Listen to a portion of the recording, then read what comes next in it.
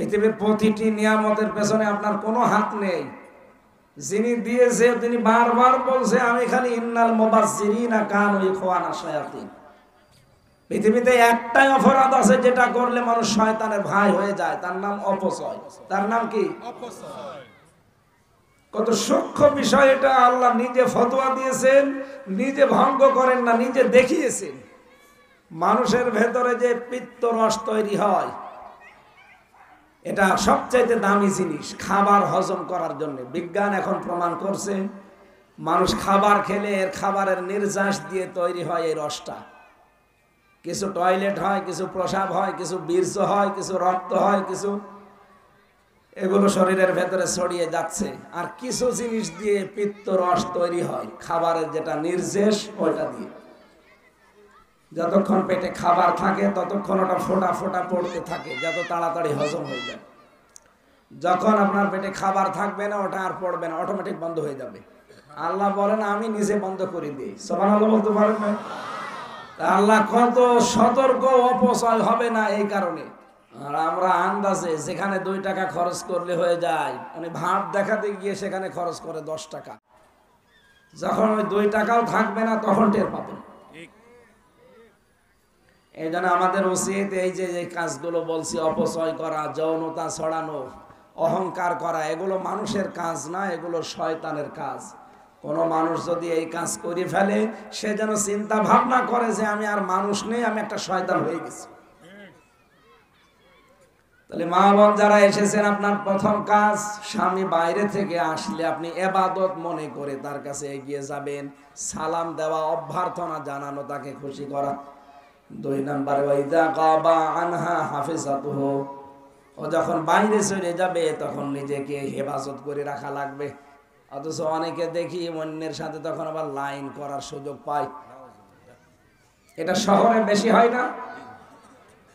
স্বামী বাইরে কর্মজীবনে চলে গেলেও মনে হয় দিন পেয়েছে, উল্টাপাল্টা মোবাইলে যাত্রার সাথে গল্প করে। না, এটা জায়েজ নেই, হারাম, হারাম এবং হারাম। মেয়েদের মোবাইলে কথা বলার লিমিট আছে, কার সাথে কোন আওয়াজে কথা বলবেন।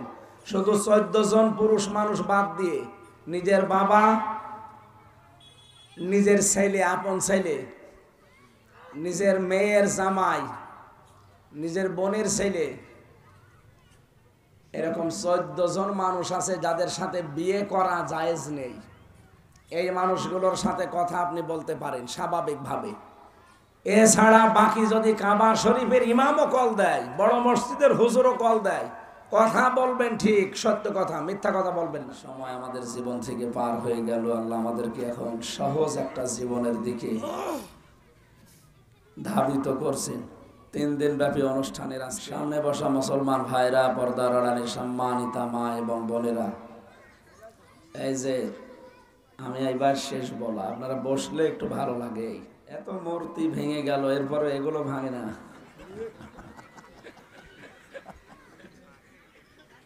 না, কম ভাঙা হয়নি তো, সারা বাংলাদেশ মিলে ঠিক লক্ষ কোটি কোটি টাকার মূর্তি ভেঙে জনগণ উড়িয়ে দিয়েছে। তো এগুলো তো ওই রকমই লাগছে দেখতে। বসলে ভালো হয় না?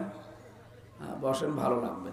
আপনি কি মনে করছেন যে এ আর কয়জন কি কিরকম লাগছে? না, এটা অনেক দামি জিনিস। ঠিক, মাজলিস ফিকহিন খায়রুম মিন ইবাদাতি 60 সানা। দিনের একটা মজলিস, এটা সে যেই হোক, ঘন্টা খানিক যদি কোরআন হাদিসের কথা কেউ শোনে, 60 বছর নফল ইবাদত করলে যে সওয়াব হয়, ওই সওয়াব পাওয়া যায়। সুবহানাল্লাহ। ওয়া মা খালাকাতুল জিন্না ওয়াল ইনসা ইল্লা লিয়াবুদুন। মানুষ আর জিন আল্লাহ বানিয়েছেন তার ইবাদতের জন্য। ইবাদতের আগে একটা কাজ করা লাগে, মানুষের ঈমান আনা লাগে। কি বলেন তো? ঈমান। ঈমান আনার আগে আরেকটা কাজ করা লাগে, কি? তাগুত ছেড়ে দেওয়া লাগে। এই দেশে আমরা যারা, বিশেষ করে বাংলাদেশ, ভারত, পাকিস্তান, এই অঞ্চলের মানুষগুলো, তো বিশ্বের বহু দেশে আল্লাহ আমার এই ছোট বয়সে নিয়েছে। এই ছোট বয়সে আমি যত দেশে গেছি, অন্যান্য দেশের তুলনায় কোরআনের কথাগুলো বলা হয় সবচাইতে বেশি ভারতে, বাংলাদেশে, পাকিস্তানে এইভাবে। অন্যান্য দেশে এইভাবে আমি বলতে দেখি নাই। তাদের সেমিনার হয়, তাদের অডিটোরিয়ামের ভেতরে হয়তো কিছু কথাবার্তা বলা হয়, তাও লিমিট করা আছে। কিন্তু আমাদের এই 3টা দেশে কোনো লিমিট নেই। যে কোনো জায়গায় আল্লাহ রাব্বুল আলামিনের কোরআনে কারীম থেকে কথা বলা যায়, শোনা যায়। যদিও কিছু রেস্ট্রিকশন ছিল আমাদের এতদিন, আল্লাহ আমাদেরকে সেই মহা বিপদ থেকে বাঁচিয়ে একটা মুক্ত জীবনে ফিরিয়ে দিয়েছেন। আলহামদুলিল্লাহ। বানিয়েছেন আল্লাহ আমাদের ইবাদতের জন্য। ইবাদতের আগে আমাদের কাজ ঈমান আনতে হবে। ঈমানের আগে আরেকটা কাজ তাগুত ছেড়ে দিতে হবে। বিশ্বে যারা তাগুত ছেড়ে দেওয়া বাদ দিয়ে ঈমান আনে, কোরআন শরীফে প্রত্যেক জায়গায় আছে ইন্নাল্লাযীনা আমানু, নিশ্চয় যারা ঈমান আনে, নিশ্চয় যারা ঈমান পায়, এ কথা আল্লাহ কিন্তু কোরআনে দেয় না। এই জন্য যারা ঈমান এনেছি আমরা, না ঈমান পেয়েছি, আমরা আনি নাই, আমরা পেয়েছি। বাবা মা দাদা পূর্বপুরুষ ছিল মুসলমান, এই কারণে আমরা দাবি করছি মুসলমান। আমরা তো ঈমান আনি নাই। যদি সাহাবায়ে কেরামের মতো ঈমান আনা লাগতো তাহলে কদর আমরা বুঝতে পারতাম। কুষ্টিয়াবাসী বাংলাদেশের 64 জেলার 630টা থানা আছে। সবচাইতে বেশি মানে রক্ত মাংসে গড়া হিসাবে, মানুষ হিসাবে আমি কুষ্টিয়াকে বেশি ভালোবাসি। তার ভেতরে সদর থানা, এটা আমার নিজের। এই এলাকাতেই আমার এখন বসবাস, বাড়ি। দুনিয়ার জীবনে যেই কয়েকদিন আছি সেই হিসাবে টানটা আরেকটু বেশি। আমি আমার ঈমান থেকে মায়া নিয়ে কথা বলছি। আমরা চাই কেউ যেন ধরা খেয়ে না যায় ময়দানে হাসরে। ঈমান আনার আগে যে কাজটা করা দরকার, মাস্ট বি আপনাকে করা লাগবে। কোরআনে কারীমের নির্দেশ। বহু মানুষ ঈমানের দাবি করে কিন্তু তাগুত ছেড়ে দেয় না। তাহলে ঈমানের দাবি নেই আপনার। আপনার জুব্বা হয়তো বড় থাকতে পারে, আপনি কেন্দ্রীয় মসজিদের ইমাম হতে পারেন, কিন্তু আপনি যদি তাগুত ছেড়ে না দিয়ে ঈমানের দাবি করেন, আপনার এই ঈমান টিকবে না। একটা ঝড় আসলে আপনি উড়ে যাবেন। হয়তো সে কুষ্টিয়ার মজমপুরে ঝড় উঠেছে, এখানে আপনার বাতি লিভে গেছে, এইরকম হবে। এজন্য কোরআনে কারীমে যেই কয় জায়গায় আমি এরকম আয়াত পেয়েছি, আল্লাহ বলেন ঈমান আনতে চাও আগে তাগুত ছেড়ে দাও। আমি কিন্তু এই 10 জন 15 জন 50 জনের সামনে না, আমার সামনে 18 কোটির উপরে এখন মানুষ লাইভ চলছে, এই জন্য বলছি। আল্লাহ রাব্বুল আলামিন বলেন ফামাই ইয়াকফুর বিত-তাগুতি ওয়া ইউমিন বিল্লাহ ফাকাদ ইসতামসাকা বিল উরওয়াতিল ওয়াসকা লা ইনফিসামা লাহা ওয়াল্লাহু সামিউন আলীম। কেউ যদি বিশ্বাস করে আল্লাহকে, যে আল্লাহ একজন আছে, তার প্রথম কাজ হবে তাগুত ছেড়ে দেওয়া। তাহলে সে এমন একটা মজবুত অবলম্বন ধারণ করেছে যা কখনো ছিঁড়ে যাবে না। এটা বাংলা অর্থ ছিল। কি বুঝলেন এখান থেকে? ঈমান আনার আগে যদি আপনি তাগুতকে ছেড়ে না দেন, আপনার ঈমান আনা হয়নি। আর যদি ছেড়ে দিতে পারেন, আপনার ভেতরে আস্তে আস্তে এমন একটা মজবুত বিষয় ধারণ হবে, দুনিয়া একদিকে চলে গেলেও আপনাকে টলাতে পারবে না। এর বাস্তব উদাহরণ যারা বাংলাদেশে তাগুত ছেড়ে দিয়ে ঈমান আনে, ডক্টর শফিকুল ইসলাম মাসুদ হাফিজাহুল্লাহ, এই লোকটা 57 দিন রিমান্ডে ছিল। বাংলাদেশের ইতিহাসে এর উপরে আর কেউ নেই। বলেন তো, একটা মানুষ 57 দিন রিমান্ডে থাকা, ওখানে তো আর আদর করে তুলে খাওয়াইনি। আমিও তো 10 দিন ছিলাম, আমি জানি কি করে। আমার 10 দিনেই আমি আদা মারা হয়ে গেছি, আর সে 57টা দিন। এরপরও তাকে এক চুলও নড়াতে পারি নাই, তার আদর্শ থেকে, তার ঈমান থেকে। বাস্তবে আমরা বহু বড় বড় বিশাল বিশাল দাড়িওয়ালা, জুব্বাওয়ালা, পাগড়িওয়ালা মানুষ দেখেছি। এ মানুষগুলো তাগুত ছেড়ে না দিয়ে ঈমানের দাবি করত। এজন্য শুধু ঝড় আসতে দেরি, সব ঈমান পালিয়েছে। অথচ বড় বড় মসজিদের ইমাম, তাদের ঈমানই নেই, ইমামতি করছে। ঈমান থাকার জন্য যে শর্তগুলো, ওগুলো যদি কারো ভেতরে না থাকে, আমি মাওলানা জুলফিকার সাহেবকে বললাম আগামী 4 তারিখে বাংলাদেশ আমির জামাত ডাক্তার শফিকুর রহমান আসবে কুষ্টিয়ার ময়দানে, মনে হয় সরকারি কলেজে। সরকারি কলেজে 4 তারিখে জানুয়ারি সকাল 10টায় উনি ভাষণ দেবেন জাতির উদ্দেশ্যে। এই দেশের ইসলামী আন্দোলন যারা করে একামতে দিনের এই কর্মীদের সামনে নিয়ে আপনি যদি ওখানে থাকেন আমি আপনার সাথে থাকবো। একটা শর্ত লাগিয়েছিলাম, ইন মা যদি, উনি যদি ওই দিন না থাকে আমি থাকবো। ওনার শর্তই দিয়েছিলাম যদি আপনি থাকেন। আল্লাহ তাআলা বলেন তোর ঈমান আছে কিনা এটা পরীক্ষা করার জন্য কয়েকটা জিনিস আগে আমি দিয়েছি, আগে এই শর্তগুলো মানা লাগবে। মান রাআ মিনকুম মুনকারান ফালিয়ুগায়্যিরহু বিয়াদিহি, কেউ যদি তার সামনে কোনো অন্যায় কাজ হতে দেখে, শরীয়ত বিরোধী অথবা মানবতা বিরোধী, সে যেন তার হাতের দ্বারা এটা বন্ধ করে। হাত মানে শুধু এই হাত না, এটা ক্ষমতার হাত হতে পারে, প্রভাব প্রতিপত্তির হাত হতে পারে, টাকা পয়সার হাত হতে পারে, আইনের হাত হতে পারে। এগুলো যার যতটুকু আছে সে যেন এটা দিয়ে বন্ধ করার চেষ্টা চালায়। এই এলাকায় আমরা যারা বাস করি, শরীয়ত বিরোধী অন্যায় যদি কিছু হয়, মানবতা বিরোধী, আপনি নামাজ পড়েন, রোজা রাখেন, আর যাই করেন, প্রথম কাজ হবে এটা কি করি, ক্ষমতা থাকলে ক্ষমতা দিয়ে, আইন থাকলে আইন দিয়ে, প্রভাব প্রতিপত্তি থাকলে ওইটা দিয়ে, টাকা পয়সা থাকলে টাকা পয়সা দিয়ে ওটা বন্ধ করা। এটা ইমানের একেবারে ফার্স্ট ক্লাস ইমানদার যারা, তাদের চরিত্র। এটা যদি কেউ না পারে, পারিপার্শ্বিক কারণে, দেশের কারণে, সে যেন তার জবান দিয়ে এটা প্রতিবাদ করে জানায়, সে যেভাবেই হোক যেন বন্ধ করার চেষ্টা চালায়। এটা 2 নম্বরে। সেকেন্ড ক্লাস, এইটাও যদি কেউ না পারে, সে যেন অন্তরে ঘৃণা করে আর চেষ্টা করে কি করে এটা তুলে দেওয়া যায়। পরিকল্পনা করা লাগবে। ঘরের ভেতরে চোর ঢুকেছে, চোর ঢুকে যা পাচ্ছে সব নিচ্ছে। এখন যদি আপনি মনে করেন লা ইলাহা ইল্লা আনতা সুবহানাকা ইন্নী কুনতু মিনাজ জালিমিন, হবে? আপনার মনে মনে পরিকল্পনা করা লাগবে যে আমার সে লাঠিটা কই। লাঠিটা কই মানে লাঠি আমার হাতে থাকলে চোরকে এখন অন্তত পিটানো যাবে, অন্তত ধরা যাবে। এই যে একটা পরিকল্পনা আঁকলেন, এটা হচ্ছে ইমানের সর্বনিম্ন স্তর। এরপরেও যদি আপনার পরিকল্পনাও না থাকে, ইমানের ভেতরে ঘৃণাও না আসে, অন্যায় দেখে, মানবতা বিরোধী কাজ দেখে, মনে করবেন আপনার ভেতরে ইমান নেই, আপনি একটা বেঈমান।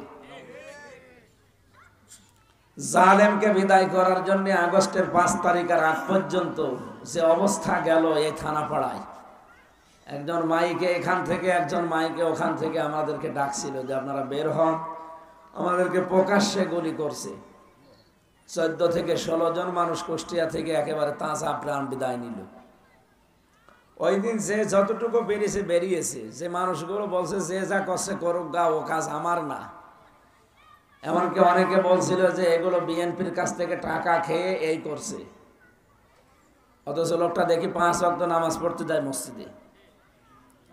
ওর না ইমান থাকে কি করে? মানবতা বিরোধী কাজ, সেখানে জুলুমের বিরুদ্ধে অবস্থান নেওয়া ইমানের প্রথম দাবি। পারেননি আপনি, মুখ দিয়ে বলবেন, তাও পারেননি, অন্তত পরিকল্পনা করার দরকার ছিল। আর আপনি যদি এই ভালো কাজে আরো বাদ সাজেন, আপনি নামাজ 5 ওয়াক্ত না, তাহাজ্জুদ মিলে পড়লো, আপনার ইমান নেই, আপনি বেঈমান। এ বাংলাদেশে 15.5 বছরে বহু পীর সাহেব খালি পীর হয়ে বসে আছে, কিন্তু বেঈমান। বহু বড় বড় ইমাম দেখেছি, ইমান নেই, ইমামতি করছে। কারণ এই 3টা বিষয় যদি না থাকে কারো ভেতরে, আদাফ ইসমে তাফসিল, এটা একেবারে সর্বনিম্ন স্তর। এটা না থাকলে তার ইমান থাকে কি করে? তাহলে হাদিস অনুযায়ী বোঝা যায়, বাংলাদেশে আমরা দেখতে যা মনে হচ্ছে, 96% যে মুসলমান আমরা বলি, এটা আদমশুমারিতে, আর ওই যে আমাদের খাতনা করা আছে, এইটাই। ইমানের দাবিতে সত্যি করে বলেন তো, আমরা কি আসলে মুসলমান? তাহলে তো ওই 3টার আমাদের একটা পাওয়া যেত। কুষ্টিয়াতে আমরা যেভাবে প্রতিবাদী মানুষ বাস করি, এই দেশে বিশেষ করে এই জেলায় যারাই দায়িত্বে থাকবে, এই মানুষগুলো তো এক চুল ছাড় পাওয়ার কথা ছিল না। আমরা যদিও জিম্মি হয়েছিলাম, তারপরও তো অন্তত প্রতিবাদের ভাষা আমাদের হয়নি, আরো শক্ত হওয়ার দরকার ছিল। কুষ্টিয়ার সাবেক যে এসপি এখন জেলখানায়, তানভীর, আলেমদেরকে হাত ভেঙে দেবে এই কথা যে লোকটা এখানে বসে এই জমিনে দাঁড়িয়ে বলেছিল। কত বড় ক্ষমতা! কোথায় তার বাড়ি? সে বাগেরহাট। কুষ্টিয়ার মতো জায়গায় এসে এখানে আলেমদের হাত ভেঙে ফেলা হবে, জেলখানায় থাকা লাগবে, এই ঘোষণা দিয়েছিল। কই তারা? কোথায়? এজন্য বহু ইমামকে আমরা এই দেশে দেখতে পাই, এই 15.5 বছরে ওদের ইমান ওরা হারিয়ে ফেলেছে, অথচ ইমামতি করছে, ইমান নেই ইমামতি করছে। দেশটা কত রসাতলে চলে গিয়েছিল আপনি টের পান? বিবেক দিয়ে ভাবেন তো, যে জাতীয় মসজিদের ইমামও পালিয়ে চলে গেছে, আর কোথায় নামবে দেশ? পৃথিবীর ইতিহাস তারা পাল্টিয়ে ফেলেছে। একবারে 350 এমপি পৃথিবীর কোন দেশ থেকে পালায়, এটা বাংলাদেশের প্রথম। এর আগে যারা পালিয়েছে একবারে সবাই পালায়নি। আপনি এমন কাজ কেন করেন যে চেয়ার চলে গেলে আপনাকে নিজের এলাকায় থাকা চাই না?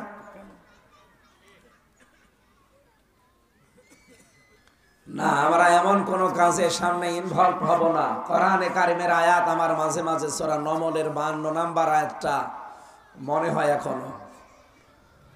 রব্বুল আলামিন বলেন, ফাতিলকা বুয়ুতুহুম খাওয়িয়াতাম বিমা যালামু।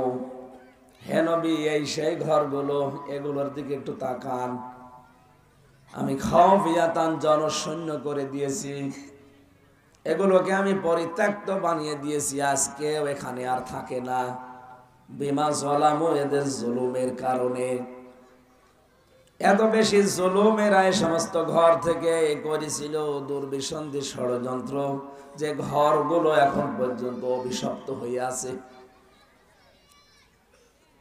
আপনি তাকান, সারা বাংলাদেশের আমার প্রায় 630টা থানায় আমার যাওয়া শেষ। কম বেশি সব জায়গায় যে দেখছি জালেমদের আর কিচ্ছু বাকি নেই, সব উড়ে গেছে। ওদের পায়খানার প্যান পর্যন্ত মানুষ খুলে নিয়ে চলে গেছে। কত রাগ বলেন তো তাদের উপরে। অথচ 5 তারিখের আগে ওই মানুষগুলোর কি দাপট ছিল। আপনি হানিফ সাহেবের বাড়ির দিকে তাকান তো, এখন ওটা জন টয়লেট হয়ে গেছে। আপনি এখনো যান, দেখবেন 4-5 জন করে এদিকে ওদিকে যাচ্ছে আর পেশাব করছে। তো কেন এই কাজ কেন করা লাগবে? আপনার কি কম ছিল? আপনি যে পর্যায়ে ছিলেন, যদি মানবিক হতেন, পৃথিবীর সব পালিয়ে গেল, আপনাকে পালানো লাগতো না। যে অবস্থায় আছেন, আমার মনে হয় মানুষ আপনার উপরে সারা দেশে আমি যাই যেভাবে গালি দেয়, আর যে অবস্থায় আছে কোন জায়গায় যদি সত্যি আপনাকে দেখে পিটিয়ে মেরে ফেলবে। আদালতে তুলতে গিয়ে ইনু সাহেবকে যদি পচা ডিম মারে মানুষ, কত নিচে নামলে মানুষ এত নিচে নামতে পারে বলেন? আদালতে আমি 3 বছর ছিলাম না, ডিম মারা কি অনেক মহিলাকে পর্যন্ত আমি এই পিছন ভ্যাঙের পেছনে পেছনে কাঁদতে দেখেছি। তারা বলতো, মুফতি সাহেব কোনো ভয় নেই, আমরা সব জানি যে এগুলো সব মিথ্যা কথা। আর আপনাকে তো এই কথা বলে না, পিছন ভ্যানের পেছনে আপনাকে গালি দেয়, বলে কুত্তার বাচ্চা যাচ্ছে। এমন জীবন কেন তৈরি করা লাগবে যে আমার চোখ বন্ধ হয়ে গেলে মানুষ আমার আরো গালি দেবে? আমার চোখ বন্ধ হওয়ার পরে যদি একটা মানুষ আমার জন্য আহ না করে, তো ওই রকম জীবন থাকার চাইতে মরে যাওয়া ভালো। ফামা বাকাত আলাইহিমুস সামাওয়াতু ওয়াল আরদু ওয়া মা কানু মুনজারিন। এমন লোক দুনিয়া থেকে মারা যায়, ওর জন্য আকাশেও কেউ কাঁদে না, জমিনেও কেউ কাঁদে না, এমনকি ইন্না লিল্লাহ কেউ পড়ে না। অ্যাটর্নি জেনারেল একজন ছিল, আমি নাম নিলাম না, এনি মারা যাওয়ার পরে আমি ফেসবুক দেখেছি 100টা কমেন্টের 99টা মানুষ শুধু গালি দিয়েছে আর বলেছে আলহামদুলিল্লাহ। তাও তো কঠিন মুহূর্তে। ও যদি এখন মারা যেত 102 জন বলতো আলহামদুলিল্লাহ। এই জন্য বাস্তবতাকে মেনে নেওয়া লাগবে। আমাদের ঈমান আনার আগে কাজ হচ্ছে তাগুত ছাড়া। আর তাগুত কি এটা অনেকে জানে না। তাগুত মনে হয় যে মিনি সিটি বাজারে কিনতে পাওয়া যায় না। তাগুত কি মিনি সিটি বাজারে কিনতে পাওয়া যায়? তাগুতটা আগে আপনাকে পরিচিত হওয়া লাগবে, এটা জানা লাগবে, জানার পর এটা ছেড়ে দেওয়া লাগবে। 1 নম্বরে নবীজি বলেন, এই পৃথিবীর ময়দানে তাগুত হচ্ছে তারা যারা অহংকার করে। বলেন তো, অহংকার মানুষের ভেতরে ছিল না ছিল না? কি হনরে হনুমান হয়ে গেছে, কাউকে পাত্তা দিত না, কিছু মনেই করতো না।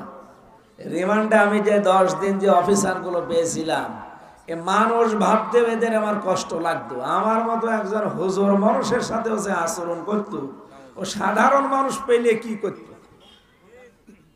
মুখের যা গালি আর যে ভেতরের অহংকার, কোথায় আজ তারা? আমার কাছে এখন মামলার আয়ু কল দিয়ে বলে হুজুর মাফ করে দিন। কিসের মাফ? আগে টাকা ফেরত দিন। যে টাকাগুলো নিয়েছেন আগে টাকা ফেরত দেবেন, এরপরে বলবেন মাফ করে দিয়ে। আপনাদেরকে আমি বাঁচার জন্য বলছি, কুষ্টিয়াতে যেহেতু থাকতে পারি না, 1 মাস 1.5 মাস পরে একদিনের জন্য আসি, আবার চলে যাওয়া লাগে। যে যাই আপনাকে বলুক, আমি যা বলছি আপনি যদি কোরআন হাদিসের সাথে মিলিয়ে না পান, আপনি আমারে কোনোদিন আসলে ধরি বলেন যে এটা মেলেনি। এই 15.5 বছরে যার উপরে যতটুকু অত্যাচার করেছেন, জুলুম করেছেন, অধিকার নষ্ট করেছেন, যদি এখন শুধু আস্তাগফিরুল্লাহ পড়ে মাপ পেতে চান, জীবনেও মাপ পাবেন না। আগে তার কাছে যাবেন, তার ক্ষতিপূরণ দেবেন। কথা বুঝতেছেন?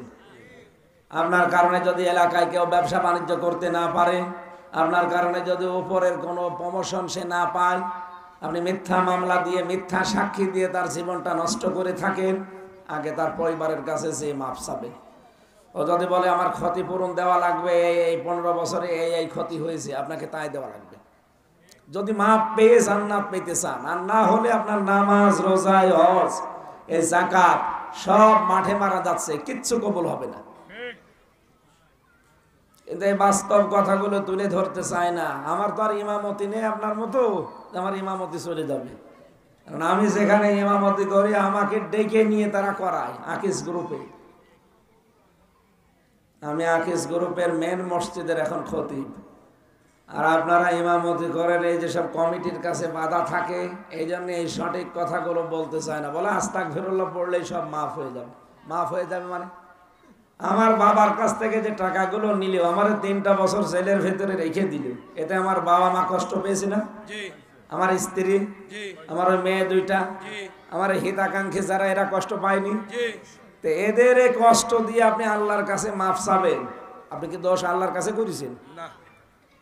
বাংলাদেশে মানুষ টাকা মেরে খায়, জমি জায়গা ফাঁকি দেয়, আর কাবা শরীফের দেওয়াল ধরে বলে আল্লাহ আমার মাফ করে দিন। এটা পাগল।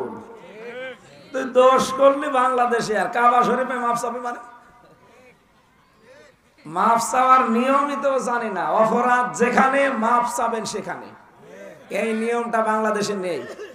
এরা আন্দাজে চলে যায় শুধু 6000 কিলোমিটার দূরে কাবা শরীফে, এত টাকা খরচ করে না যেয়ে যার কাছে অপরাধ করেছিলেন টাকাগুলো তারে দিন।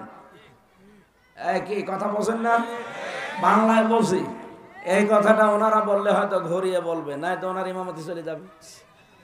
এখন আর ইমামতি যাওয়ার কোনো কাজ নেই, আমরাই মানুষকে ইমামতি করাবো। এই কথা বলে না, সময় এসে গেছে ইনশাল্লাহ। বাংলাদেশে আগস্টের 5 তারিখের আগে জরিপ আছে, ইন্টারন্যাশনাল জরিপগুলো দেখবেন। মাত্র 100 জনের 15 জন মানুষ চাইতো এদেশে ইসলাম কায়েম হোক। এই যে 3.5 মাসের ব্যবধানে আজকের জরিপ দেখেন সকালবেলা ইন্টারনেটে, 100 জনের 58 জন মানুষ চাচ্ছে এই দেশে ইসলাম কায়েম হোক। 15 থেকে 100 জনের ভেতরে 58 জন চলে এসেছে। আপনি আর কিছুদিন যেতে দেন, মানুষ যেভাবে ইসলামের দিকে ঝুঁকতেছে, মানুষ এখন আর আগের মতো ওইভাবে, মানে আগস্টের 5 তারিখের আগে নেই, এখন অলরেডি ডিসেম্বরের 28 তারিখ চলছে। আর 2 দিন পরে সালই পাল্টিয়ে যাবে, তখন শুরু হবে নতুন বছর। আমরা চাই নতুন বছর যেন বাংলাদেশটা কোরআন দিয়ে শুরু হয়। কথা বলেন ঠিক কিনা? হবে ইনশাআল্লাহ। আমরা বিশ্বাস করি হবে। কোরআনের পাখি আল্লামা দেলাওয়ার হোসাইন সাইদি রহমতুল্লাহ আলাইহি জীবনে যতগুলো স্বপ্ন দেখেছিলেন, আল্লাহ একটা স্বপ্নকেও মিথ্যা প্রমাণ করে নাই। প্রতিটি স্বপ্ন তার দেখিয়েছেন বাংলাদেশে। বলেছিলেন যে জালেমরা এদেশে ইঁদুরের গর্ত পাবে না। আপনি দেখেন ইঁদুরের গর্ত পাবেন না। আমি কয়েকদিন আগে মালয়েশিয়া, সিঙ্গাপুর, থাইল্যান্ড সহ ইন্দোনেশিয়া বহু দেশে গিয়েছিলাম। যেই দেশে যায় দেখি জালেম 2 জন হোটেলে বসে আছে। কি আপনি? বলে হুজুর আমি আগেই পালিয়েছি। যতগুলো দেশে গেলাম আকিস গ্রুপ থেকে আমার তো একবারে নিয়ে যায় প্রায় 37টা দেশে, 40টা দেশে নিয়ে যায়।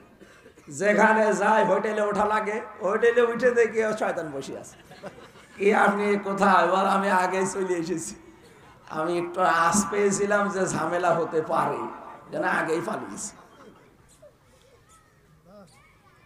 বললাম আপনার সেই সাহেব পাড়া কই? মালয়েশিয়াতে সাহেব পাড়া বানিয়েছে, কানাডায় বানিয়েছে বেগম পাড়া। বলছে তালা লাগানো, ওখানে গেলে জনগণ আমার পিটাবে। সিঙ্গাপুরে একই অবস্থা। থাইল্যান্ডে অনেক শয়তান যেগুলো চরিত্র খারাপ ওখানে যায়, সব হাফ প্যান্ট পরা মানুষ তো, ওরা যে ওলার পালাট কাজ করতে যায়। এখন আর কাজ করার জন্য সে শরীরও ওঠে না, কারণ এখন তো এখান থেকে আর টাকা মারিং কাটিং হয় না। এক এক বছরে 42,000 কোটি টাকা করে আপনি পাচার করেছেন। দেশটা বহু আগে দাঁড়িয়েছে তো, বলেন আপনি বিবেক দিয়ে। 52 না কি 42,000 কোটি এক এক বছরে পাচার হয় এই দেশ থেকে। এ পাচার যদি রোধ করা যায় বাংলাদেশ থেকে, আর সাদাবাজি বন্ধ করা যায়, এ দেশটা এমনি দাঁড়িয়ে যাবে। আমি একেবারে খাঁটি কথা বলছি। এ দেশ থেকে শুধু পাচার রোধ করেন আর শুধু সাদাবাজি বন্ধ করে দিন, তাহলে মানুষ থাকবে দেশের শান্তিতে, আর দেশটা দাঁড়িয়ে যাবে। গত 2 দিন আগে আমার হেলিকপ্টারে করে ওনার মাহফিল ধরতে পারবো না, ভাড়া করে বলছে চলেন আপনারে পৌঁছিয়ে দেই। ওনারা আমারে নিয়ে আসছিল সেই পটুয়াখালী থেকে রংপুর, বিশাল ডিস্টেন্স। যাওয়ার সময় তো সব দেখা যায়। পাইলটকে বললাম একেবারে নিচে নামান, অন্তত বিল্ডিং এর যেন বেঁধে না যায় এরকম ভাবে যান। তাই আমারে বলছিল পাইলট যে এই যে দেখেন এই প্রতিষ্ঠানগুলো এখনো তৈরি হয়নি, অনেকগুলো জেলা তো পার হওয়া লাগে, প্রায় 13-14টা জেলা পার হওয়া লাগে। যতগুলো জায়গা দেখলাম আমারে বলছিল হুজুর আমি তো রাষ্ট্রের কাজ করি, বহু শয়তানকে আমি বহন করি। এই দেশে যত টাকা পাচার হয়েছে, টাকাগুলো যদি শয়তানরা পাচার না করে এই দেশে কাজে লাগাতো, এরকম বড় বড় ফ্যাক্টরি তৈরি করতো, 36 লাখ যুবক এই দেশে এখন শিক্ষিত বেকার পড়ে আছে, এদের কর্মসংস্থান তৈরি হতো, এরা বাইরে যে সৌদি আরবে রাস্তা ছাড়ি দিত না। আর যারা আজ পালিয়ে গেছে এদের পালানো লাগতো না, এরা মরণ পর্যন্ত এদেশের দায়িত্বে থাকতে পারত যদি অন্তত টাকাগুলো পাচার না করত। চিন্তা করেছেন 32,000 কোটি টাকা লাগে পদ্মা সেতুর মতো ব্রিজ বানাতে, তা তো 3 বারের বাজেট। সরকারি হিসাবে যদি আন্তর্জাতিক ভাবে কেউ হিসাব করে সর্বোচ্চ 12,500 কোটি টাকা লাগবে পদ্মা সেতু বানাতে। সেখানে 3 বার বাজেট করে করে বাকি টাকাগুলো আল্লাহর ওলিরা সব খেয়ে ফেলিস। আর প্রতি বছরেই পাচার হয় 42,000 কোটি টাকা। পদ্মা সেতু প্রতি বছরে বছরে বানানোর পরও আরো টাকা থেকে যেত। এক দরবেশ সেই 36,000 কোটি টাকা মারিং কাটিং করেছে। ইসলামী ব্যাংক থেকে 80,000 কোটি টাকা ওরা চুরি করেছে। 80,000। নিজে তো জাতির জন্য কিছু করতে পারে না, একজন করেছে সেইটা ধ্বংস করেছে। নিজে কিছু করেন তো মেধা দিয়ে। এজন্য আমাদের কথা হচ্ছে আপনি মাপ পেতে চাইলে যদি আপনি এসব বিশ্বাস করে থাকেন, আর আমরা জানি আপনারা বিশ্বাস করেন না, যদি কারো ভেতরে একটু অনুশোচনা অনুতপ্ত হওয়া আসে, আপনি যার কাছে অপরাধ করেছেন তার কাছে ক্ষমা চেয়ে নেবেন, তার ক্ষতি পূরণ হয়ে গেলে ওইটা দিয়ে দেবেন, এরপরে বলবেন আস্তাগফিরুল্লাহ। আমি আপনাকে বাঁচাতে চাই, আপনার শত্রু না, আমি মন থেকে বলছি। আল্লাহ আমাদের মেনে নেওয়ার তৌফিক দেন, বলেন আমিন। কোরআনে কারীমের সূরা আহজাব 72 নম্বর আয়াতটা আমরা পড়েছি, ইন্না আরাদনাল আমানাতা আলাস সামাওয়াতি ওয়াল আরদি ওয়াল জিবাল। অবশ্যই আমি আমার এই আমানত, তার মানে কোরআনে কারীমকে পেশ করেছিলাম, আমি দিতে চেয়েছিলাম আকাশের উপরে, জমিনের উপরে, পাহাড়ের উপরে। এত বড় বিশাল সৃষ্টি কেউ নিতে রাজি হয়নি। ফা বাইনা আইয়াহমিলনাহা, তারা এটা বহন করাকে অস্বীকৃতি জানিয়েছে। ওয়াশফাকনা মিনহা, তারা ভয় পেয়েছে। ও হামালাহাল ইনসান, কিন্তু আশ্চর্য এটা বহন করার দায়িত্ব মানুষ নিয়েছে। এ পৃথিবীতে সবচাইতে দুর্বল সৃষ্টি যদি ধরা যায় মানুষ। খলিকাল ইনসানু দাঈফা, দাঈফ না দাঈফাস, একেবারেই দুর্বল করে মানুষকে বানালাম। আর তারা এই বিশাল আমানতটা মাথায় নেওয়ার আগ্রহ পেশ করে নিয়েও নিয়েছে, কিন্তু এখন আর আমানত বহন করতে পারে না। কোরআনে কারিম একটা আমানত। এটা কি আমানত? আপনার একেবারে ব্যক্তিগত জীবন থেকে আন্তর্জাতিক জীবন পর্যন্ত সবগুলো এর ভেতরে আছে। এগুলো মেনে নিতে পারলে আমানতটা আপনি বহন করতে পারেন। যারা মেনে নিতে পারে না ওই মানুষগুলো কোরআনের সাথে বেঈমানি করছেন। ৬৬৬৬টি আয়াত এটা প্রসিদ্ধ, আর ৬২৩৬টি আয়াত এটা বিশুদ্ধ। একটা বিশুদ্ধ আর একটা প্রসিদ্ধ, দুইটাই ঠিক আছে। প্রচলিত সারা পৃথিবীর ভিতরে আমাদের এই অঞ্চলগুলোতে ৬৬৬৬টি আয়াত আমরা জানি। আপনি আরব বিশ্বের ওই সমস্ত দেশে যেয়ে দেখবেন ওখানে ৬৬২৩৬টা আয়াত বলে তারা। এই আয়াতগুলো আল্লাহর পক্ষ থেকে আমাদের জন্য উপহার। যারা মেনে নিতে পারে তারা সৌভাগ্যবান, যারা মানে না ওরা দুনিয়ায় সব কিছুর মালিক হলো হতভাগ্যা। আমরা যেন হতভাগ্য না হয়ে যায় আল্লাহর এই বিশাল আমানত পেয়ে। ব্যক্তিগত জীবন থেকে আমানতকে আপনার বহন করা শুরু করবেন। আপনি যে মানুষের সাথে কথা বলেন, হাসি মুখে একটা কথা বললেও সাদকা দেওয়ার সওয়াব হয়। যেই ধর্মে হাসি মুখে কথা বলা সওয়াব, এই ধর্মে কোনো মানুষের ক্ষতি করার মন মানসিকতা তৈরি হতে পারে। এমন একটা ধর্মের অনুসারী হওয়ার পরও আমাদের দ্বারা ক্ষতি হবে কোন কারণে? মানুষের ভেতরে তো খায়রুন নাস মাইয়ানফাউন নাস, এখানে আলেম আছে না? খায়রুন নাস মাইয়ানফাউল মুসলিমিনা দাইনি, মাইয়ানফাউন নাস আছে। ইয়ানফাউ মজারে বর্তমান ভবিষ্যৎ, প্রেজেন্ট ফিউচার। নবীজি বলেন মানুষের ভেতরে উত্তম মানুষ ওইটা যার দ্বারা মানুষের উপকার হচ্ছে এবং হবে। যার দ্বারা মুসলমানের উপকার হবে এবং হবে তা বলেননি। মানুষের, হিন্দু কি মানুষ না? খ্রিস্টান মানুষ না? মানুষ হিসাবে যারা বিবেচিত, আপনার দ্বারা যদি তার উপকার হয়, সে যে কোনো উপকার হতে পারে। তাহলে আপনি মনে করবেন আল্লাহর কাছে আপনি একজন শ্রেষ্ঠ মানুষ। কথাটা কত গুরুত্বপূর্ণ আমার মনে হয় এইটাই মানুষের জীবন পরিবর্তনের জন্য যথেষ্ট। খায়রুন নাস মাইয়ানফাউন নাস, পৃথিবীতে আল্লাহর কাছে রাসূলের কাছে উত্তম মানুষ ওইটা যার দ্বারা মানুষের উপকার হয়। আল্লাহ হাদিসটা মেনে চলার মতো তৌফিক আমাদের দাও, বলেন আমিন। আল্লাহর আমানতকে ব্যবহার করা দরকার পরিবারে। সম্মানিতা মা বোনেরা, প্রতিটি স্ত্রীর উচিত হচ্ছে স্বামীর জন্য দুনিয়ার 4টা কাজ করে দেওয়া। শুধু নামাজ পড়ে রোজা রেখে আর কালো বোরকা পরে আপনি জীবনও জান্নাত যেতে পারবেন না। 1 নম্বরে ইদা নাজারা ইলাইহা সাররাতুহু, আপনার স্বামী যখন বাইরে থেকে কর্মজীবন শেষ করে আসবে, বাড়িতে আসার পরে যেন একটা নয়েজ মুক্ত, আওয়াজ মুক্ত ঘর পায়। যেভাবেই হোক তাকে সন্তুষ্ট করা লাগবে। আর ওগুলো সব আল্লাহ আপনার ভেতরে দিয়েছেন। আল্লাহর নিয়ামতকে স্বামীর জন্য ব্যবহার না করে অনেকে ব্যবহার করে অন্য জায়গায়, বলেন নাউজুবিল্লাহ। এই ছোট্ট বিষয়টাকে অনেকে মনে করে এ আর কি মানে আপনার কাছ থেকে রেসপন্স পায় না, এই জন্যই তো লাইন করা শুরু করে। বুড়ো মানুষ বলার দরকার নেই, ঠিক। বুড়ো মানুষের আবার কিসের কি? যুবক মানুষ আমরা যারা আছি, সম্মানিত মা বোনেরা, আমরা চাই আমাদের কুষ্টিয়াতে পারিবারিক জীবনে যেন জান্নাতের মতো শান্তি বিরাজ করে। আমিন।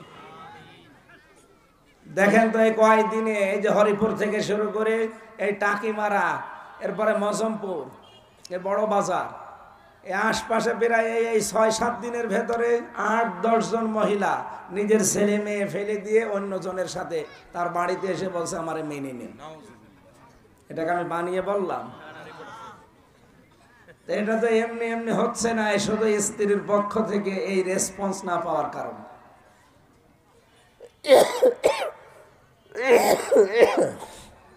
প্রশ্ন আসতে পারে তাহলে আপনি পরকীয়া প্রেম করতে উদ্বুদ্ধ করছেন না, ওইটা তো হারাম। আজকে থেকে 2টা ঔষধ গ্রহণ করা লাগবে প্রত্যেকের। সূরা নূরের 30 নম্বর আয়াতটা, কুল্লিল মুমিনিনা ইয়াগুদ্দু মিন আবসারিহিম ওয়া ইয়াহফাযু ফুরুজাহুম। হে নবী মুমিন পুরুষদেরকে বলেন তারা যদি বেগানা কোনো মহিলাকে দেখে সে যেই হোক সঙ্গে সঙ্গে নিজের চোখকে নিম্নগামী করে। 2 নম্বরে নিজের লজ্জা স্থানকে হেফাজত করা, নিজের স্ত্রী বাদ দিয়ে কোনো মহিলা কামনা করাই জায়েজ নেই। আমার মনে হয় এই দুইটা যদি আমরা মানতে পারি মাত্র 15 দিন, আপনি হিসাব করে মানেন 15 দিনের পরে আপনার জীবন পাল্টিয়ে যাবে। নিজের স্ত্রী বাদ দিয়ে অন্য কাউকে দেখলে আপনার রাগ হবে। আজ বহু মানুষ এরকম মোবাইলে মেসেজ পাঠায়, হুজুর নিজেরটা আর ভালো লাগে না, কতদিন খাবো। কতদিন খাবেন মানে? আপনি যদি এই কথা বলেন তো ও তো এটা বলবে যে এ ছাতা আর কতদিন। এটা তৈরি হয় এই কারণে, কারণ এই চোখটা উল্টা পাল্টা, যেখানে নজর দেওয়া দরকার ওই জায়গায় দেয় না। মা বোন যারা এসেছেন, নামাজ রোজার কথা আমি বলি না, কারণ এগুলো মুসলমান তো মাস্ট বি করাই লাগবে। মুসলমান যদি নামাজ না পড়ে ও আর মুসলমান থাকে না। একটা কাফের আর মুসলমানের পার্থক্য তো এটা যে আজান হলেও মসজিদে যাবে আর কাফের যাবে তার নিজের জায়গায়। তা আপনিও সব ও তাতে ও জীবনে আপনার ধর্মে আসবে। আপনার আচরণ দেখে অন্তত একজন মানুষ যেন মনে করে না আমি যাচ্ছি, আজান হয়ে গেছে, আমার একটা পরিচয় আছে, আমি একজন মুসলিম, আর ওর পরিচয় নেই। এই জন্য আমরা আশা করছি যে আমি নামাজের কথা রোজার কথা বলতে চাই না বেশিরভাগ। আমি জানি যে মুসলমানের কাছে এই কথা বলা ঠিক না, এ তো নামাজ পড়ে না, ও কিসের মুসলমান, বলা দরকার তো কাফেরদের কাছে। এই জন্য ভারত সহ অন্যান্য দেশে, সিঙ্গাপুরে 100 জনের 95 জন অমুসলিম, মাত্র 5 জন মুসলমান। বাইরের যতগুলো দেশে গেছি পৃথিবীতে মুসলমানের সংখ্যা বাংলাদেশে মানে পার্সেন্টেজ হিসাবে অন্যান্য দেশের মুসলিম দেশগুলো বাদ দিলাম, অন্যান্য যে অর্ধেক ধর্মীয় দেশ আছে তার ভেতরে বাংলাদেশ সবার উপরে, সে নামে হোক আর কামে হোক। এই জন্য মুসলমানরা আমরা যারা এসেছি মা বোনেরা নামাজ রোজা করবেন। কালো বোরকা এটা আপনার দায়িত্ব, মাস্ট বি পরা লাগবে আপনাকে হেফাজতের জন্য। আমি বলছিলাম যে তগুত ছেড়ে দেওয়ার জন্য যে সমস্ত কাজ করা লাগে তার ভেতরে 1 নম্বর অহংকার ত্যাগ করা লাগে, 2 নম্বরে যৌনতা ত্যাগ করা লাগে। নিজের গোপনাঙ্গগুলো যারা মানুষকে দেখিয়ে শান্তি পান, আপনি মনে করবেন আপনাকে শয়তান দখল করে ফেলিস। আমি এখন যদি বাড়িতে যাওয়ার পরে, এই যে 6 রাস্তার মোড়ে আমার বাড়ি, ঘরে ঢোকার পরে যদি ম্যাডামকে সালাম দিয়ে বললাম কেমন আছেন, ও যদি বলে কুকুরের বাচ্চা, ভালো লাগবে আমার? না। কথা বুঝতেছেন? আমি ওরে সালাম দিলাম, ও আমারে বলছে কুকুরের বাচ্চা, তোমার ভালো লাগবে না রাগ হবে? না না, জ্ঞানী মানুষ হলে রাগ করার কথা। চিন্তা করবো যে একটা শিক্ষিতা মেয়ে, অনার্স মাস্টার্স করা, এরপরে আলেমা, ভালো ঘরের মেয়ে, একটা আলেমের মেয়ে, তো এতদিন কোনোদিন চোখের উপরে চোখ তুলে কথা বলে না, আজকে হঠাৎ শুকুরের বাচ্চা গালি দিল, এর মনে হয় জিনে ধরিছে। কিসে ধরিছে? তাছাড়া তো এই আচরণ করার কথা না। একটা স্বাভাবিক মেয়ে অস্বাভাবিক হয়ে গেলে আপনার যেমন মনে হয় জিনে ধরেছে, আপনি যদি সত্যিই নিজের অঙ্গ প্রত্যঙ্গ মানুষকে দেখিয়ে মনে করেন যে ভালোই লাগছে, আপনি মনে করবেন শয়তান আপনাকে দখল করে ফেলেছে। এরকম মানুষ এনেছড়ে পাওয়া যাবে না। তো ওগুলো ইমানদার বলা হয়, আবার নামাজ পড়ে কি রোজা রেখে কি। 3 নম্বরে অপচয় করা, যতটুকু লাগবে অতটুকুর বাইরে যদি কেউ কিছু করে মনে করবেন সে নিজেই শয়তান হয়ে গেছে, ও আর মানুষ নেই। এদের টিস্যু বক্স এখানে আছে, আমার একটা দরকার, আমি যদি 4-5টা নিয়ে একেবারে ভাবের সাথে যা তা করলাম, এটা অপচয় না? এ কথা বলছে না কেন? আপনি ছোট বিষয় মনে করেন যে 4 আনার টিস্যু, আর কি 4 আনা মানে আপনি একটা টিস্যু এখন বানাতে কত সময় লাগবে আপনি জানেন? পৃথিবীর প্রতিটি নিয়ামতের পেছনে আপনার কোনো হাত নেই। যিনি দিয়েছে তিনি বারবার বলছে আমি খালি ইন্নাল মুবাজ্জিরিনা কানু ইখওয়ানা শায়াতিন। পৃথিবীতে একটাই অপরাধ আছে যেটা করলে মানুষ শয়তানের ভাই হয়ে যায়, তার নাম অপচয়। তার নাম কি? অপচয়। কত সূক্ষ্ম বিষয় এটা, আল্লাহ নিজে ফতোয়া দিয়েছেন, নিজে ভঙ্গ করেন না, নিজে দেখিয়েছেন। মানুষের ভেতরে যে পিত্ত রস তৈরি হয়, এটা সবচাইতে দামি জিনিস খাবার হজম করার জন্য। বিজ্ঞান এখন প্রমাণ করছে মানুষ খাবার খেলে এর খাবারের নির্যাস দিয়ে তৈরি হয় এই রসটা। কিছু টয়লেট হয়, কিছু প্রসাব হয়, কিছু বীর্য হয়, কিছু রক্ত হয়, কিছু এগুলো শরীরের ভেতরে ছড়িয়ে যাচ্ছে। আর কিছু জিনিস দিয়ে পিত্ত রস তৈরি হয় খাবারের যেটা নির্যাস ওইটা দিয়ে। যতক্ষণ পেটে খাবার থাকে ততক্ষণ ওটা ফোঁটা ফোঁটা পড়তে থাকে, যত তাড়াতাড়ি হজম হয়ে যায়। যখন আপনার পেটে খাবার থাকবে না ওটা আর পড়বে না, অটোমেটিক বন্ধ হয়ে যাবে। আল্লাহ বলেন আমি নিজে বন্ধ করে দিই। সুবহানাল্লাহ বলতে পারেন না? আল্লাহ কত সতর্ক, অপচয় হবে না এই কারণে। আর আমরা আন্দাজে যেখানে 2 টাকা খরচ করলে হয়ে যায়, উনি ভাব দেখাতে গিয়ে সেখানে খরচ করে 10 টাকা। যখন ওই 2 টাকাও থাকবে না তখন টের পাবেন। এই জন্য আমাদের উচিত এই যে কাজগুলো বলছি, অপচয় করা, যৌনতা ছড়ানো, অহংকার করা, এগুলো মানুষের কাজ না, এগুলো শয়তানের কাজ। কোন মানুষ যদি এই কাজ করে ফেলে সে যেন চিন্তা ভাবনা করে যে আমি আর মানুষ নেই, আমি একটা শয়তান হয়ে গেছি। তাহলে মা বোন যারা এসেছেন, আপনার প্রথম কাজ স্বামী বাইরে থেকে আসলে আপনি ইবাদত মনে করে তার কাছে এগিয়ে যাবেন, সালাম দেওয়া, অভ্যর্থনা জানানো, তাকে খুশি করা। 2 নম্বরে ওয়াইদা কাবা আনহা হাফিজাতুহু, ও যখন বাইরে চলে যাবে তখন নিজেকে হেফাজত করে রাখা লাগবে। অথচ অনেকে দেখি অন্যের সাথে তখন আবার লাইন করার সুযোগ পায়। এটা শহরে বেশি হয় না? স্বামী বাইরে কর্মজীবনে চলে গেলেও মনে হয় দিন পেয়েছে, উল্টা পাল্টা মোবাইলে যাত্রার সাথে গল্প করে। না, এটা জায়েজ নেই, হারাম, হারাম এবং হারাম। মেয়েদের মোবাইলে কথা বলার লিমিট আছে, কার সাথে কোন আওয়াজে কথা বলবেন। শুধু 14 জন পুরুষ মানুষ বাদ দিয়ে নিজের বাবা, নিজের ছেলে, আপন ছেলে, নিজের মেয়ের জামাই, নিজের বোনের ছেলে, এরকম 14 জন মানুষ আছে যাদের সাথে বিয়ে করা জায়েজ নেই। এই মানুষগুলোর সাথে কথা আপনি বলতে পারেন স্বাভাবিকভাবে। এছাড়া বাকি যদি কাবা শরীফের ইমামও কল দেয়, বড় মসজিদের হুজুরও কল দেয়, কথা বলবেন ঠিক, সত্য কথা, মিথ্যা কথা বলবেন না। কিন্তু ভাষা হবে রুক্ষ সূক্ষ্ম, এমন গরমে কথা বলবো না যেন মনে করে আল্লাহ এ তো মহিলা না, আজরাইল। আর যদি আপনি শাবনূরের কণ্ঠে শুরু করেন, ও তখন কিন্তু লাইন লাগাবে। কথা বলেন এখানে, ও তো মানুষ, ওর ভেতরেও চাহিদা আছে, শয়তান তো আর বসে নেই। আপনি মনে করেন এটা বড় কাবা শরীফের ইমাম, এরেও শয়তান ধরে। আরে কাবা শরীফের ইমাম, নবীজির সাহাবী হযরতে আবু বকর সিদ্দিক, জান্নাতের গ্যারান্টি পাওয়া মানুষ, উনি নিজের আপন মেয়ে হযরতে আয়েশার সাথে বসে গল্প করছিলেন। নবীজি দূর থেকে দেখে বললেন, আমি দেখতে পেলাম তোমাদের 2 জনের মাঝে একটা শয়তান বসে ওয়াসওয়াসা দেওয়ার চেষ্টায় আছে। আপনি ভাবতে পারেন, নবীজির স্ত্রী ওইটা, আর ওটা নবীর শ্বশুর, জান্নাতের গ্যারান্টি দুনিয়ায় থাকতে বেশি 1 নম্বরে। এরা বাপ মেয়ে গল্প করলে যদি শয়তান মাঝে বসে থাকতে দেখা যায়, আর আপনি ভাবির সাথে মনের সুখে গল্প করেন, কবে অঘটন ঘটে যাবে সেদিন টের পাবেন।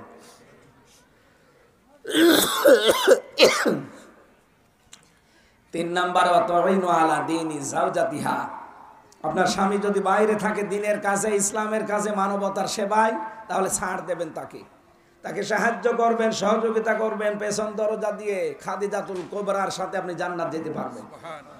হযরতে খাদিজা জীবনে 1 ওয়াক্ত নামাজ পড়েননি, রোজা রাখেননি, হজও করেননি, যাকাতও দেননি, কিন্তু তাকে আল্লাহ জান্নাতে একটা ঘর বানিয়ে আলাদা তার জন্য সুসংবাদ পাঠিয়েছেন। এই একটাই মাত্র কারণ, তিনি স্বামীকে সাপোর্ট দিতেন। আপনি কি করেন? আরো তো বাধা দেন। আপনার স্বামী যদি দিনের কাজ করে, একামতে দিনের কাজ করে, ইসলামী আন্দোলন করে, মানুষকে সাহায্য করে, আপনি শুধু পেছন দরজা দিয়ে টেনে ধরেন, আর সবই করো, আমরা কি মানে আপনিও যা, দুনিয়ার মানুষও তাই। কারণ আপনিও মরণের পরে আমার কাছে যা হয়ে যাবেন, এই লোকটাও তাই হয়ে যাবে। এই কথা বলছেন না কেন? আপনার সাথে আমি ভালো ব্যবহার করি একটাই কারণ, যেন আমার জান্নাত তৈরি হয়। এর সাথে আমি ভালো ব্যবহার করি একটাই কারণ, যেন আমার জান্নাত তৈরি হয়। তা আমি আপনাকে খুশি করার জন্য, আরামে রাখার জন্য হারামি খারাপি সব বাবা শাহজালাল হালাল করে নেব, আর ওর অধিকার নষ্ট করবো মানে? আমাল হায়াতুদ দুনিয়া ইল্লা মাতাউল গুরুর, পৃথিবীর জমিনটা পুরা ধোঁকা। কে বলছে? এটা যে কত বড় বাস্তব কথা আমি নিজে এখন টের পাচ্ছি। আমার বাবা রিয়াজউদ্দিন, এই যে আমার বাড়ি হালসা, আমার দাদা জাহান আলী, তার বাবার নাম হচ্ছে নমাজ আলী। এরপরে আমি আর চিনি না, সত্যি কথা বলছি, আমি আর চিনি না। অথচ 60-62 বছর আগে এই লোকটা মারা গেছে। উনি যদি এখন কুষ্টিয়ার আমার হালসার ওই বাড়ি এসে বলে এই 2 তলা বাড়ি আমার, এটা আমি বানিয়েছিলাম, ও দাঁত মুখ খুলে ফেলবো না? যে ভণ্ডামি করার জায়গা পান না। কিসের নমাজ আলীর বাপ আপনি? হ্যাঁ, আমি তো নমাজ আলীকে চিনি না। অথচ এই সমস্ত করার জন্য সে সারা জীবন মাথার ঘাম পায়ে ফেলেছে। কথা বলে না কেন? আমিও যা করলাম এগুলো যদি আমার জন্য 100 বছর পরে কুষ্টিয়ায় আসি, কেউ আমারে চিনবে না? আমার নিজের মেয়ে চিনবে আমারে? আমার মেয়েও হয়তো থাকবে না, তার মেয়ের মেয়ে, 3 পুরুষের পরে আমরা আর চিনি না। অথচ এদের জন্য সব কিছু উলট পালট করে ফেলি, বিশাল আমানতগুলো নষ্ট করে ফেলছি। স্বামী যেটা জায়েজ, যেটা যদি আপনাকে করতে বলে, জীবন থাকতে আপনাকে মানা লাগবে। আল্লাহ আমাদেরকে মেনে চলার তৌফিক যেন দান করেন। এরকম ব্যক্তিগত, পারিবারিক, সামাজিক সব জায়গায় আল্লাহর ইবাদত আছে। কি লেখেন কিছু বোঝা যায় না, কি লিখেছেন?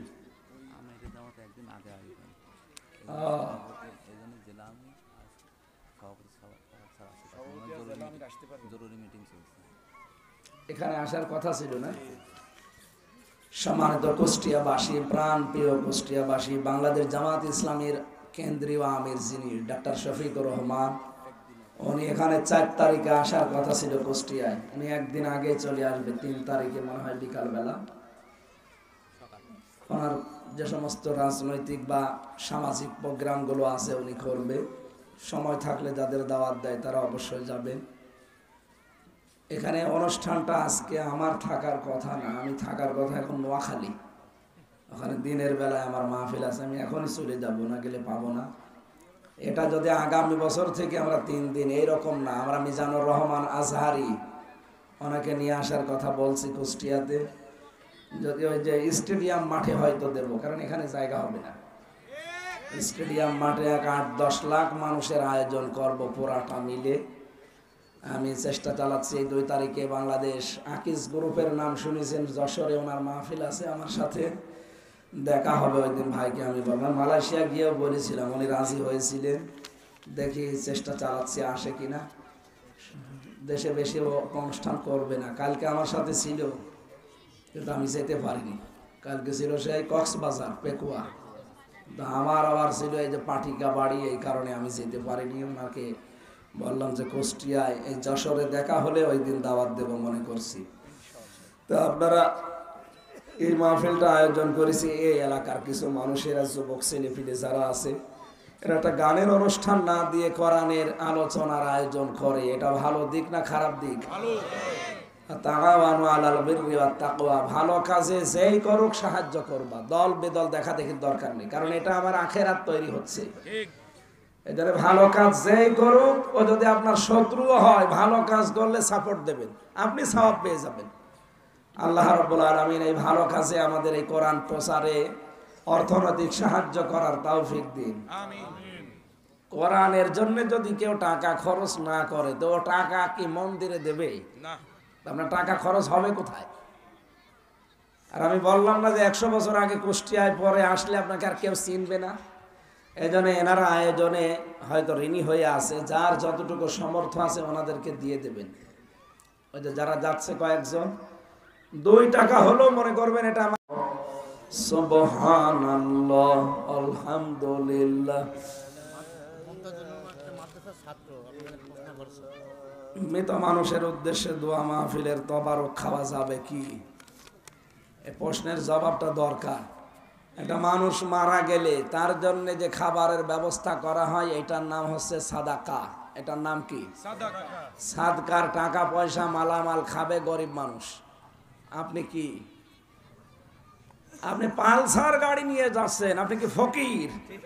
হ্যাঁ, আপনি 5 গাড়ি নিয়ে যাচ্ছেন মৌ তো খানা খেতে, আপনি ফকির, ওটা তো খাওয়ার দরকার, যে মানুষগুলো খাবার পায় না। এই জন্য মরা মানুষের জন্য কেউ যদি কোনো অনুষ্ঠান করেন, ওইগুলোর হক গরিব মানুষের জন্য। এটা যদি কেউ খান, আপনি গরিবের হক মেরে খাওয়ার গোনা হবে। আমি আশা করি এরকম কোনো জায়গায় যাবেন না। অজু ছাড়া কোরআন ধরা যাবে কিনা এরকম একটা প্রশ্ন দিয়েছেন। অজু ছাড়া এটা তো 1-2 মিনিটের কাজ না, অনেক সময়ের প্রয়োজন। আমরা এখন আর সময় দিতে পারছি না, 9:30 বেজে গেছে, 1 ঘন্টা কথা বলে ফেলেছি। আগামীতে আসলে আবার কথা বলবো। সর্বশেষ কথা আমার এবং গুরুত্বপূর্ণ পয়েন্ট এটা, যাদের বোন আছে, মেয়ে আছে, এদের ভাগ অনেকে শুধু জমি দিয়ে শেষ করে দেয় না। সাহাবায়ে কেরাম বাড়ির ঘটি বাটি থালা হাতে ভাঁড়ের হাঁড়ি পর্যন্ত ভাগ করে দিতেন। ঠিক, এটা যারা আজ না করে কায়দা কৌশল করে অপমানজনক অবস্থায় বলে তোমার হাঁড়িও দেব, তাহলে আর আসবে না এ বাড়ি। আরে বেটা, আসবে না মানে? এটা তার বাবার বাড়ি, আর ওইটা তো আল্লাহর নির্দেশ। এক ছেলে যা পাবে 2 মেয়ে তা পাবে, এ নির্দেশ কার? আপনি ইবাদত মনে করে এটা পালন করবেন, সারা জীবন যতদিন বেঁচে আছে তার সাথে ভালো ব্যবহার করবেন আখিরাত তৈরির জন্য। আল্লাহ তাওফিক দিন, আল্লাহুম্মা আমিন। লা ইলাহা ইল্লা আনতা সুবহানাক ইন্নী কুনতু মিনাজ জালিমিন। আল্লাহুম্মা গফিরলি ওয়ারহামনি ওয়াহদিনি ওয়াফিনি ওয়ারযুকনি ইয়া রাব্বাল আলামিন। আল্লাহ, আমি নিজে এখনো পর্যন্ত অসুস্থ হয়ে আছি, আর আমি এখন সফরে বের হচ্ছি। অসুস্থ সফরের মুসাফিরের দোয়া তুমি ফেরত দাও না। বড় আশা নিয়ে আমরা প্রাণ প্রিয় জেলা, প্রাণ প্রিয় জায়গা কুষ্টিয়ার মানুষকে নিয়ে এই দিনের বেলা হাজারো কাজ আমাদের এখন আছে। তোমার নবী জানিয়েছে, আল কাসিবু হাবিবুল্লাহ, যারা কাজ করে খায় এরা তোমার বন্ধু। কুষ্টিয়ারের মানুষগুলো, এরা ডাকাতি করে না, চুরি করে না, এরা মানুষের সম্পদ আত্মসাৎ করে না, সব দেখি কাজ করে খাচ্ছে। যার কাজ নেই আল্লাহ তাকে একটা জায়েজ কাজের ব্যবস্থা করে দিও। যারা কাজকর্ম করে খায় এদের কাজকর্মে তুমি মেহেরবানি করে বরকত দিয়ে দিও আল্লাহ। আমাদের জীবনে কম বেশি প্রত্যেকের অনেকের অভাব আছে, আমাদের অভাবগুলো তুমি রাজ্জাক নামের খাতিরে দূর করে দাও। আমাদের রিজিকের অভাব তুমি মেহেরবানি করে মিটিয়ে দাও। এই অনুষ্ঠান আজ 3 দিন চলছে। এখানে তোমার হাবিব জানিয়েছে, কোরআনের আলোচনা যেখানে আরম্ভ হয় 40 দিন ওই এলাকায় কবরের আযাব মাফ হয়ে যায়। যত মানুষ এলাকায় কবরে আছে আল্লাহ কুষ্টিয়ার বুকে প্রত্যেককে কোরআনের ইজ্জতে মাফ করে দাও। যে যতটুকু সাহায্যের জন্য অনুষ্ঠানে এগিয়েছে তাকে তুমি ওইভাবে সাহায্য করো। মা বোনদেরকে তুমি খাদিজার মতো, আয়েশার মতো বানিয়ে দাও রব্বুল আলামিন। কুষ্টিয়ার মেয়েদেরকে আমি সবচেয়ে বেশি ভালোবাসি, এদেরকে তুমি জান্নাতে যাওয়ার পাতেহ অর্জন করার তৌফিক দাও। এই জেলাতে আজ পর্যন্ত যারা কোরআনে কারিমের খেদমত করে বিদায় নিয়েছে, যত আলেম এই কুষ্টিয়া থেকে মারা গেছে, মাওলানা ইনামুল হক শাফি, আল্লাহ তাআলা মেহেরবানি করে তাকে মাফ করে দাও। যত মানুষ কবরে আছে আল্লাহ কবরগুলো জান্নাতুল ফেরদাউস বানাও। কুষ্টিয়ার ভেতরে এই থানা পাড়ার, বিশেষ করে এই নদীর পাশে আমরা যারা আছি, নদীর যত বড় বিপদ আছে নদীর বিপদ থেকে বাঁচাও। নদীর যত উপকার আছে, কল্যাণ আছে, নদীর কল্যাণগুলো আমাদেরকে দান করো। এদের অনেকের অভাব আছে আল্লাহ তুমি এদের অভাব দূর করে দাও। যে যুবকগুলো বিশাল খেদমত করলো আল্লাহ, যুবকদেরকে যে মা পেটে নিয়েছে, মায়ের পেট তুমি খাদিজার মতো বানিয়ে দাও। যত নারী পুরুষ এখানে আছে অসুস্থ, অনেকে এমন রোগ দিয়েছ মানুষের কাছে বলাও যায় না, মেহেরবানি করে গোপন এই রোগটা তুমি ভালো করে দিও আল্লাহ। আলহামদুলিল্লাহি রাব্বিল আলামিন। লা ইলাহা ইল্লাল্লাহু মুহাম্মাদুর রাসূলুল্লাহ। আগামী বছরে যদি 3 দিন